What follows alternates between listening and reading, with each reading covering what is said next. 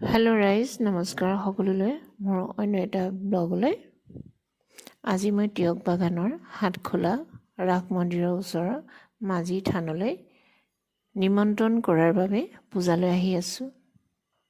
হেমলতা পাঞ্চি গামোচাৰে মোক সম্বৰ্ধনা জনালে, তেওঁলৈ মোৰ ধন্যবাদ থাকিলে। তেওঁলোকৰ বাহা পূজা কেনেদৰে পালন কৰা হয়, কেনেদৰে পালন কৰিছে তাকে চাবলৈ আহিছিলোঁ।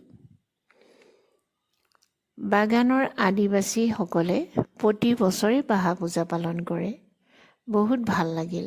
গ্ৰুপে তেওঁলোকৰ ডেকা গাভৰু বুঢ়া বুঢ়ী সকলোকে নাচি ফূৰ্তি কৰা দেখা যায়। বহুত ভাল লাগিছে। ইমান মানুহ, এয়া চাব কিমান ডেকা গাভৰু বুঢ়া বুঢ়ী কিমান পূজালৈ আহি নাচ গান কৰি আছে। বহুত ভাল লাগিছে। তেওঁলোকে 8 বজাৰ পৰা পূজালৈ মানুহবোৰ অহাৰ বাবে সকলোকে খিচিৰি খুৱাইছে। এয়া তেওঁলোকৰ মাজি থান। এতিয়া আপোনালোকে ব্লগটো চাই কেনেকুৱা লাগিলে কমেণ্টত জনাবচোন।